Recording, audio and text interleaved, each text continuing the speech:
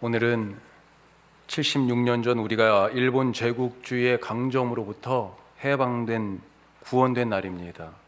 이 특별한 날의 의미 참 감사하죠.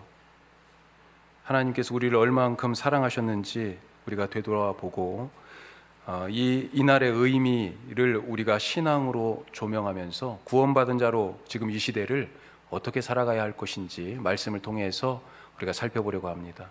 먼저 첫 번째로 하나님은 구원하시는 분이다 하는 것입니다. 우리를 자유케 하시는 분입니다. 하나님이 이스라엘을 구원하신 것이 한두 번이 아니에요. 구약의 이야기가 계속해서 반복된 하나님의 구원, 그래서 하나님이 구원하시는 분이다 라고 하는 것을 그 민족들의 입에서 고백하게 하는 그 고백의 기록이 바로 구약이죠. 이스라엘 민족에게 있어서 가장 잊을 수 없는 날 하면 어느 날일까요? 우리 각자의 인생에서도 특별히 기억에 남는 날 있지 않습니까? 이 민족을 민족되게 한 그런 날이 있어요.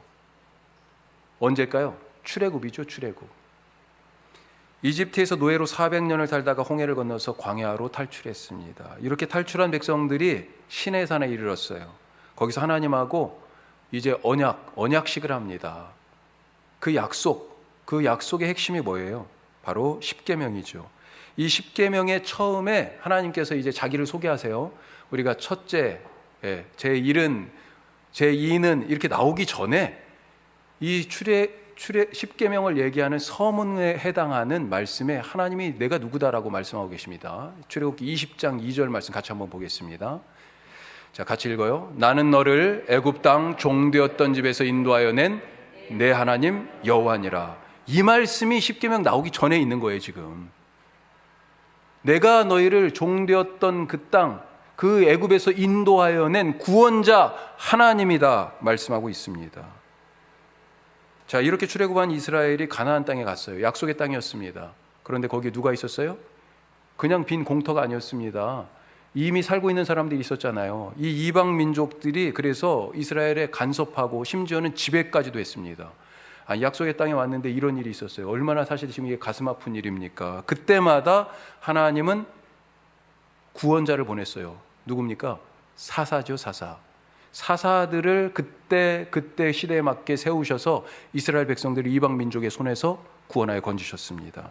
자, 이렇게 우리가 이 이방 민족들의 이런 간섭과 심지어는 그런 지배를 받는 이런 일들이 있는 것은 왕이 없기 때문이다. 그래가지고 왕을 달라고 막 그랬잖아요. 결국은 다윗 왕조가 세워졌습니다.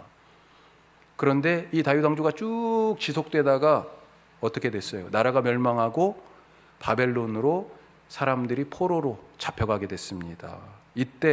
이때도 역시 하나님이 이들을 구원하셔서 포로된 땅에서 고향으로 다시 되돌려 오셨어요. 자, 포로 생활 중에도요 위기가 있었습니다. 이 민족이 유대인들이 완전히 멸절될 그런 상황들이 있었어요. 페르시아 왕 아하수에로, 이게 역사에서는 크세스라고 아마 영화 300의 그 그리스를 침공하는 페르시아의 왕이 나오는데 무섭게 생겼죠. 거기에 이 크세스가 나오는데 이 아하수에로라고 그렇게 있으면 정확하지는 않은데 그렇게 생각할 수도 있어요. 하여튼 이 아하수에로의 왕비로 에스더가 됐는데 이때 하만이라는 자가 유대인들을 아주 시기하고 그냥 눈에 가시처럼 생각하지 않습니까? 그래서 계략을 세워서 유대인들을 한꺼번에 싹 몰살할 그런 작전을 짰는데 하나님이 그것을 확 바꾸셔가지고요 어떻게 해요? 오히려 하만과 그의 모든 그 사람들이 오히려 멸망하고 유대인들을 살리셨다. 이것을 기념하는 날이 뭐예요? 부림절이라고 하는 날이죠. 부림절. 에스더서에 나와 있습니다. 또 있어요. 신구약 중간기, 그때 있었던 일입니다. 구약 성경과 신약 성경 사이 우린 잘 모르죠. 그런데 그때 바벨론에서 포로 되었던 자들이 이제 돌아왔잖아요. 돌아왔는데도 안타깝게도 성전은 세웠는데 나라를 다시 세우지는 못했어요. 그래서 페르시아의 지배, 그 이후에 알렉산더의 헬라 제국의 지배, 이런 지배들을 계속 받았는데 알렉산더가 죽고 나서 그 나라가 이렇게 나눠졌습니다. 북쪽에 시리아 쪽에 셀류코스라고 하는 왕조가 생겼고 아래쪽에 이집트 쪽에 프톨레미라고 하는 왕조가 생겼는데 주로 이 이집트 쪽의 영향력을 이 유다인들이 받고 살았어요. 그런데 이 북쪽에 있는 셀류코스 왕조의 안티오코스 4세라는 왕이요, 악독한 왕인데 이 이집트 쪽을 정벌하러 갔다 오다가 유다가 협조하지 않고 마음에 안 들으니까요, 예루살렘 성전에 들어가서 아주 몹쓸 짓을 했습니다. 돼지 피를 뿌려서 제사를 드리고 제사장들의 목을 쳐서 죽이고, 그리고 심지어는요 어땠냐면 하나님께 희생 제물을 받아 잡아드리는 번제단, 그 번제단 위에다가 제우스의 제단을 만들었어요. 성전을 완전히 더럽힌 거죠. 여기에 유대인들이 분노하게 되죠. 그 중에 마카베오 형제들이 있었습니다. 이 마카베오 가문의 형제들이요 중심이 돼서 유대 백성들을 규합하고 일종의 독립전쟁을 이제 시작한 것입니다. 그래서 주전 160여 년경에서 60여 년경까지 약 100년간 일시적인 독립을 하게 돼요. 그리고 이때 더럽혀진 성전을 다시 정화해서 성전을 하나님께 봉헌하게 되죠. 이것이 유대인들에게, 현대 유대인들의 그 이후로 이게 생긴 일이잖아요. 그날을 기념하는 날이 뭐냐면 하누카라고 하는 날입니다. 하누카. 이때가 지금 현대 유대인들은 이 하누카를 아주 큰 명절로 지켜요. 시기적으로 언제냐면 11월 말에서 12월 초예요. 그래서 우리의 대림절이 시작하고 성탄절하고 이어지는 이 연말에 이 시즌하고 이렇게 같이 연결돼서요, 유대인들이 특히 이렇게 우리 성전에 있는 촛대 있잖아요. 그런 비슷한 촛대보다 더 좀 커요. 더 초가 더 많아요. 그런 초를 하나씩 키면서 이렇게 지내는 그런 명절이 돼버렸습니다. 지금은 이게 구약에는 그래서 안 나타나 있어요. 신약에 이 명절이 딱 한 번 언급되는데 요한복음 10장에 보면 수전절이라고 나옵니다. 수전절. 수전. 전은 성전의 전자고요. 수는 몸을 씻는다 할 때 수신하잖아요. 그것처럼 성전을 깨끗하게 했다. 깨끗하게 성전을 정결하게 해서 하나님께 봉헌했다라고 하는 의미에서 수전절이라고 번역돼서 나옵니다. 자, 이런 사건들이 지금 쭉 역사에 있었단 말이에요. 이스라엘 백성들의 이 사건들을 볼 때 신앙을 쏙 빼고, 신앙을 빼는 거니까 뭐예요? 우리가 머리 색깔을 빼면 탈색이라고 하죠. 이건 뭡니까? 탈신앙화하는 것입니다. 역사에서 신앙을 싹 빼서 세속의 관점으로만 보면 어떻게 되겠습니까? 출애굽은 모세라는 사람이 나타나서 히브리 노예들을 규합하고 바로에게 반기를 들어서 대탈출을 감행한 노예 반란이에요. 드보라, 기드온, 삼손, 입다, 이런 사사들이 나타나서 이스라엘을 구한 것은 마치 우리 역사 속에서 이순신 장군 같은 그런 용맹한 장군들이, 그런 영웅들이 난세에 나타나서 백성을 구하는 그런 역사 이야기처럼 들리기도 합니다. 또 바벨론에서 포로로 돌아온 것도요, 실제적으로는 신앙을 싹 빼고 보면 어때요? 페르시아 왕 고레스가 바벨론을 집어삼키고 나서 이제 이 모든 정복민들을 갖다가 마음을 사기 위하여 식민지 포용 정책의 일환으로 포로들을 원래 고향 땅으로 돌아가라, 이렇게 얘기했다고도 볼 수 있는 것입니다. 신구약 중간기 아까 말씀드린 마카베오 형제들이 중심이 되어서 잠깐 100년간에 이룩한 이 독립, 이것은요 유대 민족주의 운동이었다, 이렇게 기록할 수도 있는 것이죠. 자, 그런데 성경은 이 이야기들 속에 진짜 주인공이 있다, 그렇게 사실은 말하고 있습니다. 누가 주인공이에요? 누가 주인공입니까? 하나님이시죠. 하나님. 자, 누가 우리 민족을 일제강점의 치욕으로부터 해방하고 구원했습니까? 연합군인 미국, 영국, 그리고 소련, 이런 나라들 때문이에요? 일본하고 싸워서 이겨서요? 미약했지만 처절했던 우리 광복군 때문입니까? 수많은 사람들이 전쟁을 끝내려고 목숨을 바쳤어요. 우리가 잘 알고 있습니다. 결정적으로 원폭이 일본 본토에 떨어졌어요. 그리고 며칠 지나지 않아서 일본이 항복했습니다. 전쟁이 끝났습니다. 신앙이 빠진, 신앙이 탈색된 이 탈신앙의 역사는 그렇게 쓸 수 있어요. 하지만 신앙은 이 역사를 누가 이끌었는지 그 배후를 보는 것입니다. 옛날에 자연 만물을 보면서 어떤 이들은 이 자연 만물을 어떻게 했어요? 섬겼습니다. 신으로 여겼어요. 그래서 산이 신이었죠. 뭐가 있습니까? 산에 가면 산신령이 있는 거죠. 영산이에요. 그렇게 얘기했습니다. 바다는 어땠습니까? 바다에 신이 있었죠. 해신이 있었습니다. 사실 옛날 어부들에게 생각하면 지금도 마찬가지지만 바다가 애증의 관계 아니었을까요? 바닷가에 사는 사람들은 그것 없으면, 바다 없으면 먹고 살 수가 없지만 또 바다에 가서 사람들이 죽었잖아요. 남편이 죽고 아들이 죽고요. 그래서 바다는 사랑과 미움이 같이 있는 그런 대상 아니었을까요? 정복할 수 있었어요. 예전에요. 이 바다에 가서는요, 바람 한번 불면 그냥 끝장나는 거죠. 그때 무슨 쇠배가 있어요. 예, 그냥 나무배 박살나고 끝나는 거죠. 날씨를 어떻게 예측할 수 있었어요? 그래서 바다의 신을 섬겼습니다. 그리스 로마 신화에서도 포세이돈이 등장하잖아요. 해를 섬겼고 달을 숭상하고 심지어 나무도 돌도 섬겼습니다. 자, 하지만 누구는 보고 그것을 신으로 섬겼는데, 그런데 어떤 사람들은 똑같은 자연 만물을 보면서 그것들 뒤에 계신 하나님을 봤어요. 같은 나무와 산과 하늘과 해를 보면서 야, 이것들이 어떻게 생겼을까? 이것들이 갑자기, 이것들의 처음 시작은 무엇이었을까? 그 존재의 근원을 탐색하게 된 거죠. 그 뒤에 계신 이 모든 것을 만드신 창조주 하나님이 계시다라고 하는 것을 깨닫고 하나님을 예배하기 시작했다는 것입니다. 배후에 하나님이 있었음을 믿었습니다. 이것이 신앙입니다. 옛날 사람들 얘기예요.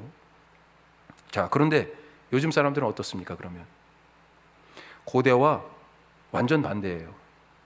과학으로 자연을 탐구하고 연구하고 하나씩 정복해 가면서 이제 생명까지 복제하고는 뭐라고 얘기합니까? 지금은 아예 신이 없다, 그렇게 얘기하죠. 신이 없다.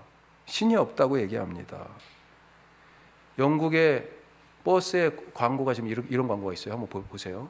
저 뭐라고 써 있습니까? There's probably no God. 아마도 신은 없어. 그러면서요, 밑에 걱정하지 말고 즐기면서 살아, 그렇게 써 있습니다. 또 다른 광고, 저기 버스 광고예요. 뭐라고 써 있냐면 주일날, 일요일, 썬데이는 집에서 쉬어, 이렇게 써 있습니다. 잠을 자, 잠 자고 쉬어, 이렇게 써 있어요. 예? 리처드 도킨슨이라는 런던의 옥스포드 대학의 교수가 있습니다.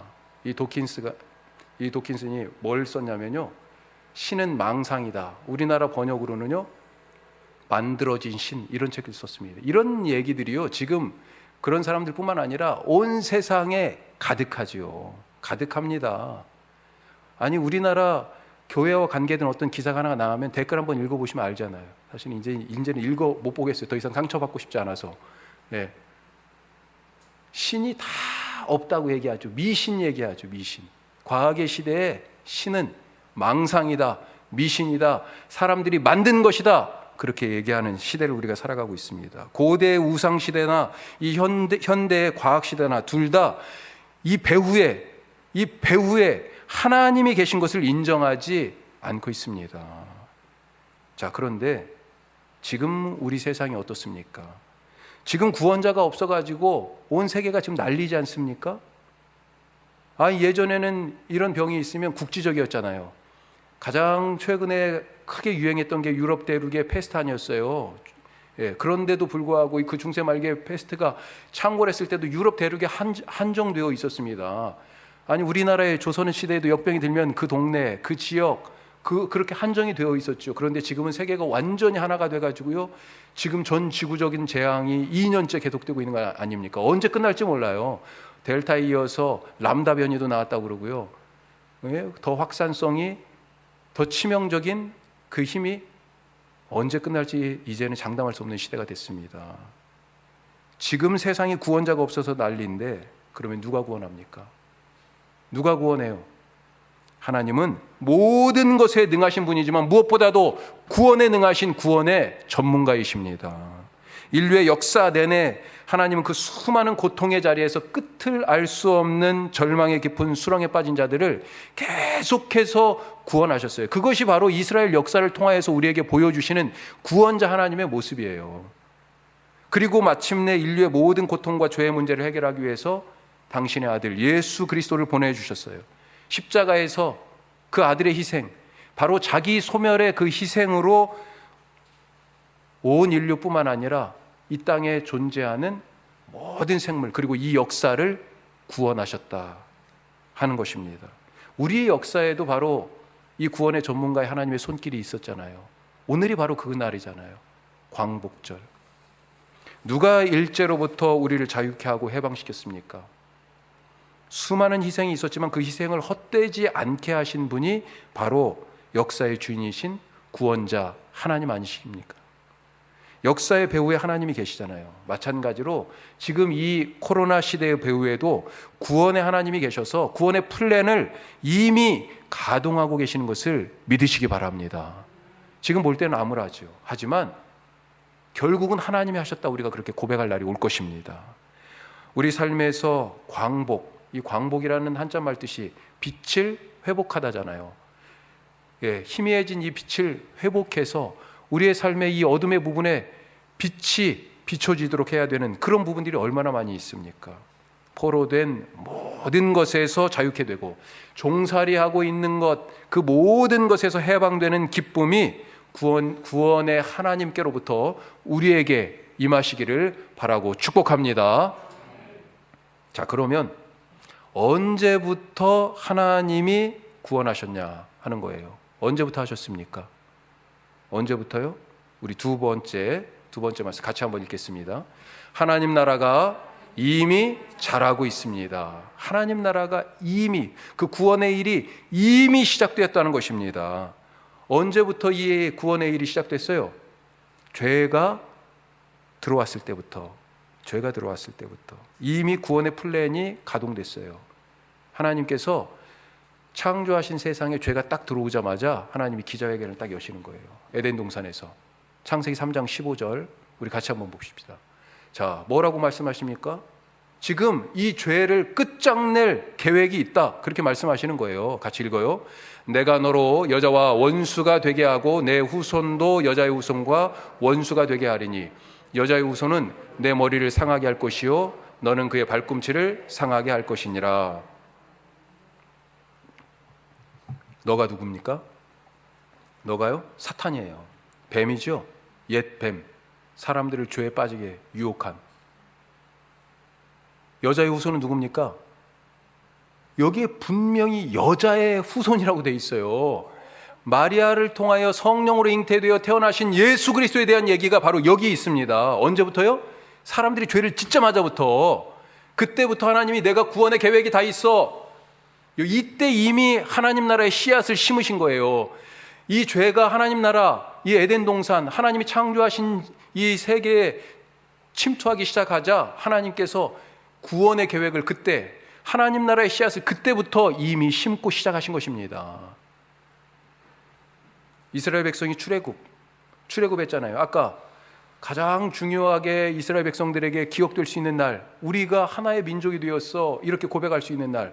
사실 이 애굽 땅에 들어갈 때는요, 요셉 가문이 들어간 거예요. 그렇죠? 야곱 가문이 들어간 거죠. 야곱과 12아들과 그 자식들이 들어간 거예요.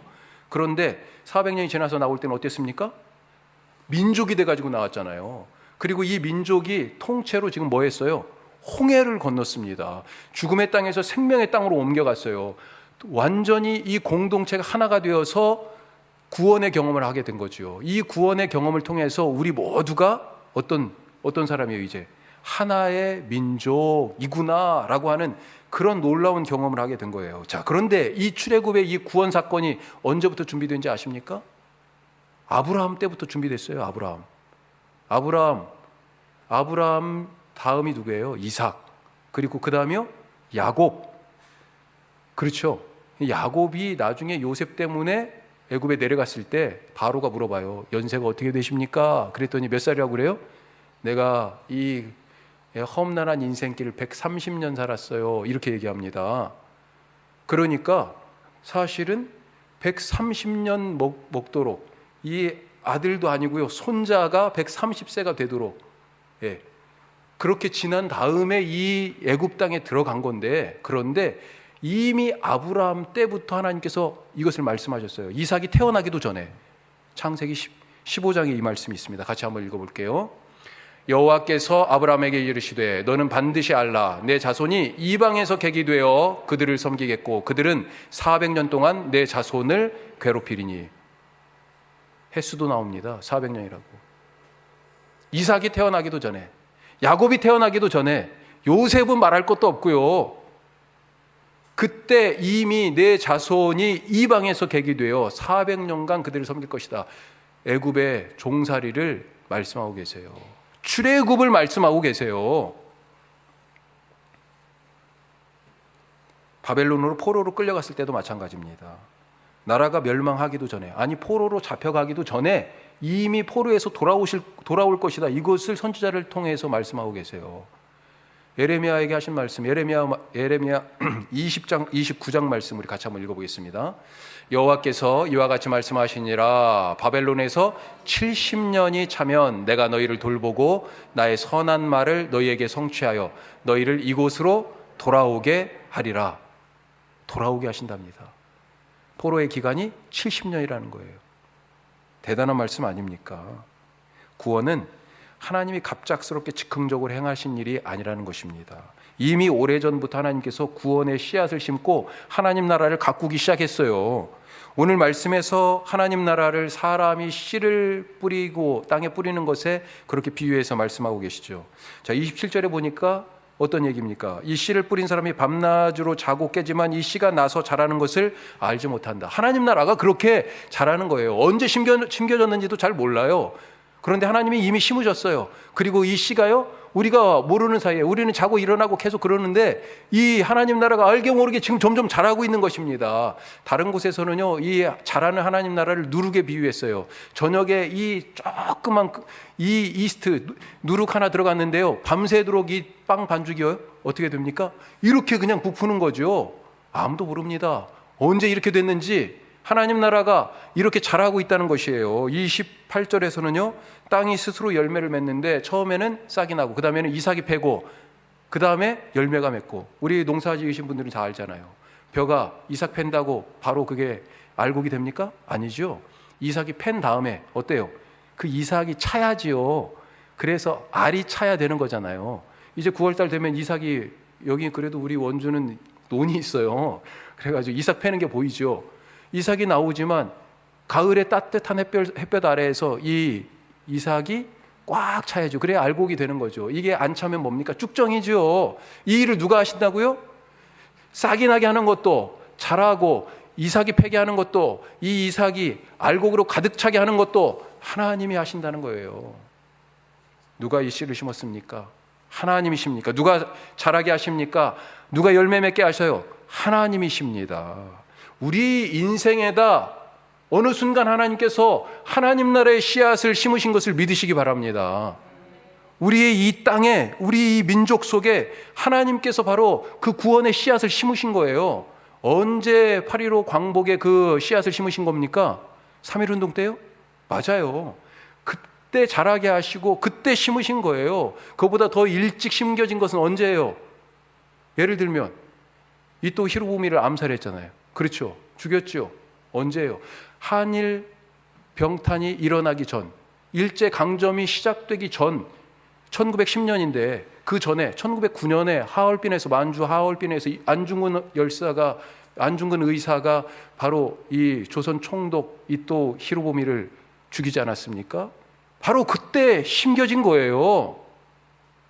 그냥 온 게 아니죠. 그것이 다 그냥 죽은 줄 알았는데, 안 자라고 있는 줄 알았는데 자라고 밤새 자고 일어나고 하는 그 사이에, 우리도 모르는 사이에 자란 것입니다. 누구는 어땠습니까? 농촌에 들어가서 도시에서 그렇게 학교를 열고 가르치고 자기들이 갖고 있는 몫으로 계속해서 이 하나님 나라의 일에 다양한 모습으로 헌신한 게 우리 조상들의 이야기들 아니에요? 이미 우리 안에서 하나님 나라가 자라고 있는 것을 믿으시기 바랍니다. 그리고 그 결과가요, 상상을 초월해요. 30절 이후의 말씀이 바로 그거잖아요. 처음에 심겨진 이 하나님 나라의 씨앗, 처음에 보여진 이 구원의 플랜은 겨자씨처럼 너무 작아 보여서 야, 이거 가지고 무슨 일이 일어나겠어? 이렇게 생각되었던 것인데, 이것이 다 자랐을 때는요, 어마어마한 결과, 그것을 보게 된다는 것 아니겠습니까?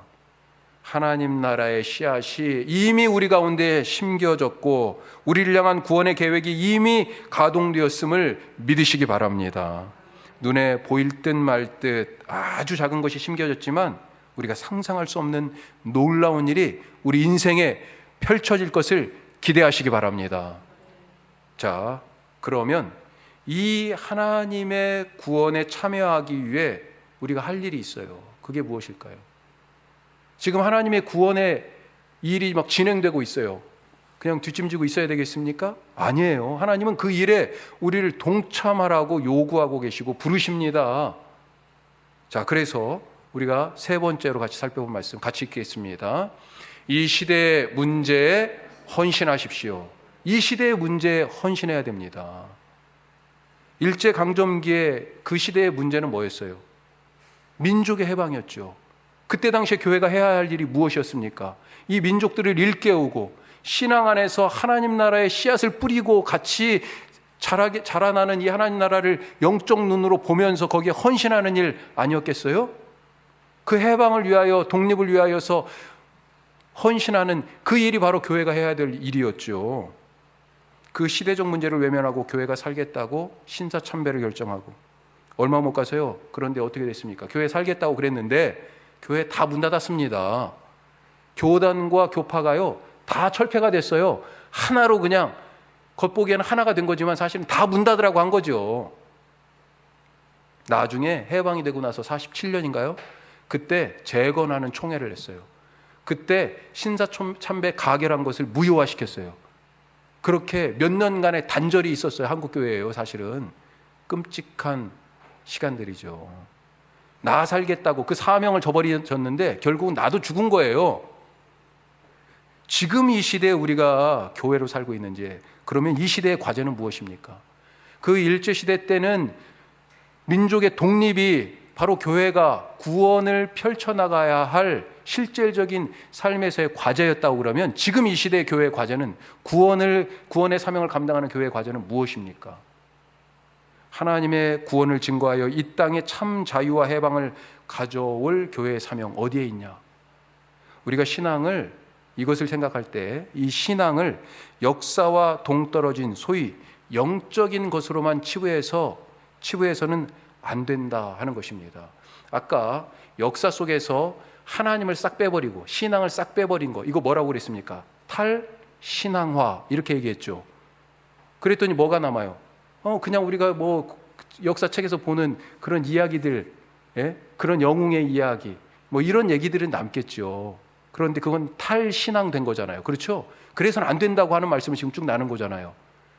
반대로요, 역사 속에서, 신앙 속에서 역사를 빼버리면 어떻게 돼요? 탈역사화, 그거죠. 그래서도 안 된다는 것입니다.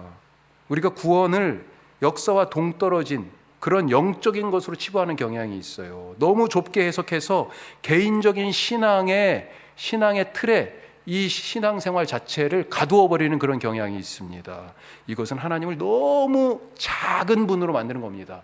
하나님이 겨우 하시는 일이 나 건강 살펴주고, 우리 자식 어느 대학 가고 어느 직장에 취직하고, 내가 뭐 하고 싶은데 그거 잘 되게 하고, 겨우 하나님이 하시는 일이 그겁니까? 왜 하나님을, 구원의 하나님의 일을 그렇게 좁게 그냥 만들고 하나님을 그렇게 속 좁은, 아니 우리 집에 집사님이에요? 하나님이요? 이 시대에 어디에 하나님의 나라의 씨앗이 심겨져야 합니까? 우리가 여러 가지가 많이 있지만 오늘 특별히 두 가지만 살펴보죠. 그 첫째는 평화의 문제입니다. 평화의 문제. 거기에 우리의 구원의 일이 있습니다. 100년 전 교회의 구원 사역이 민족의 해방을 위한 헌신이었다면 지금의 우리의 사명은 이 땅의 평화, 분단을 극복하고 이 땅의 평화를 가져오는 일에 헌신하는 것, 이것이 우리의 큰 사명 중에 하나입니다. 우리가 학교에서 조선시대까지 역사는 잘 배웠는데 해방 전후의 역사를 우리가 잘 알고 있습니까? 사실 그 전에 국사책 역사 교육을 보면 그 앞에까지는, 조선시대까지는 막 달달달 외우는데요, 그 이후의 얘기를 몰라요. 없어요. 대충 넘어가고 끝났어요. 우리가 해방 전후의 역사를 알고 있어요? 자세하게 정말? 그 이후의 남북관계, 그 역사를 우리가 잘 알고 있습니까? 남북이 그동안 합의했던 통일에 대한 방안들, 지금까지 진행되고 있는 그런 과정들, 우리 정부가 갖고 있는 한반도 평화, 한반도 통일에 대한 프로세스, 이거 우리가 어느 정도 알고 있어요? 모르죠, 사실. 잘 반성해야 돼요. 반성해야 됩니다. 우리가 평화를 만드는 사람들 아닙니까? 평화를 만드는, 화평케 하는 자는 복이 있나니 하나님의 아들이라고 불려질 것이다, 그렇게 주님이 말씀하셨잖아요. 우리가 하나님의 아들, 딸, 하나님의 자녀라면 평화를 만드는 사람들이 되어야 되죠. 이 땅에 지금 평화가 없는데, 일제강점기 때 식민지 상태 그대로, 그거 나는 그냥 왜 몰라, 이게 지금 시대가 이런 거니까 그러면서 나 출세하고 나 복받는 것, 이것이 바로 그리스도인의 삶이 아니었듯이 지금 이 시대의 그리스도인, 평화를 만드는 일을 외면할 수 없다는 것입니다. 또 하나는 뭐가 있습니까? 기후의 문제, 기후변화의 문제. 여기에 우리가 사명을 두고 있어야 돼요. 너무 거창한 얘기 같습니까? 평화도 그렇고. 탄소 중립이라고 들어보셨어요? 무슨 뜻인지 아세요? 탄소 중립은 기후변화의 주변이 지금 온실가스가 많이 나와서 그런 건데, 이 온실가스의 주범인 이산화탄소, 이걸 너무 많이 배출한다는 거예요. 사실 자연이 그대로 놔두면 자연도 이 이산화탄소를 배출합니다. 그런데 그만큼 또 숲이나 강에서 다 흡수를 해요. 그래가지고 원래는 밸런스가 맞는 거죠. 그런데 사람들이 이 경제활동을 너무 많이 해가지고, 그래가지고 너무 많은 이산화탄소를 배출하면서 자연이 흡수할 수 없는, 그래서 이 배출과 흡수가 불균형을 이뤘어요.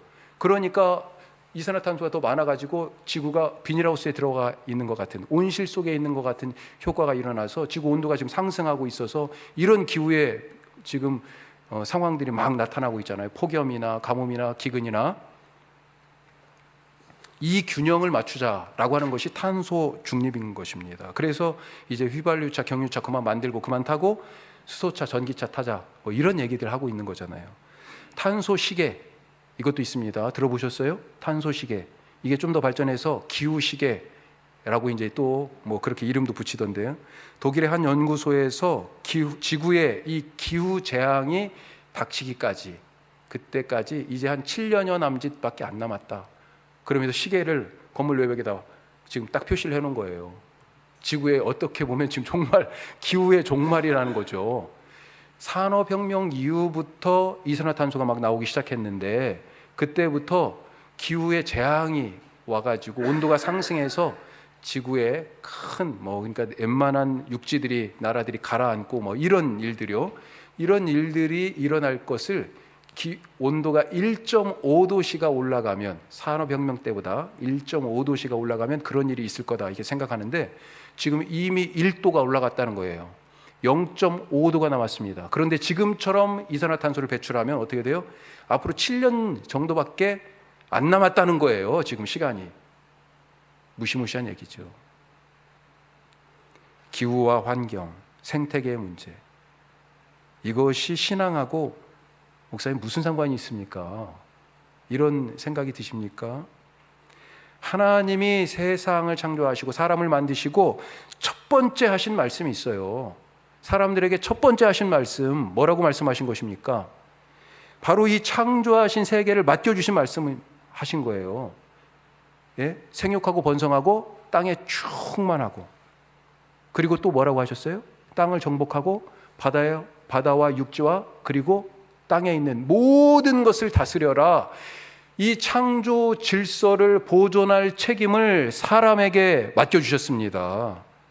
그것이 바로 하나님의 자녀가 이 창조 세계에 살아가야 할 하나님의 자녀가 가진 사명, 가장 중요한 사명이에요. 하나님이 맡겨주신 첫 번째 사명입니다.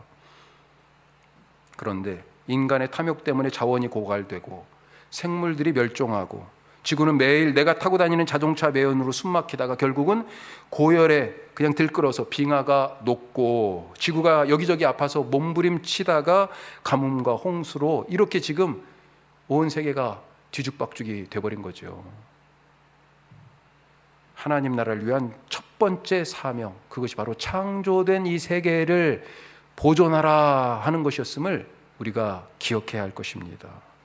자, 우리 시대, 지금 이 시대에 그 어떤 때보다 우리 선조들이 일제 압제 가운데 있으면서 하나님 우리를 구원하여 주세요 이렇게 간절하게 외치고 구원을 바랬던 그 시대보다, 출애굽할 때 그 애굽에 있던 백성들이 400년이 넘게 종살이하던 그 백성들의 부르짖음보다, 바벨론의 포로로 끌려가서 거기서 바벨론의 강가에서 울면서 고향 땅을 그리워하던 그들보다 사실은 우리가 더 간절하게 지금 구원을 바라야 될 그때를 살고 있는 것 아니겠습니까? 그 구원을 간절히 바라시기 바랍니다. 구원의 하나님께서 그렇게 간절히 바라는 자들에게 보여주십니다. 이미 구원의 일이 시작되었다, 이미 하나님 나라의 씨가 심겨졌다 하는 것을 보게 하실 것입니다. 따라서 우리가 할 일은 나의 일상생활뿐 아니라 이 땅에 하나님의 평화가, 나아가서 전 지구 공동체에 하나님의 구원이 임하도록 매일매일의 삶에서 헌신하는 것이다. 내 속에 이 하나님의 나라가 자라서 진정한 자유, 구원, 평화가 가득 임하시기를 주님의 이름으로 축복합니다. 기도하겠습니다.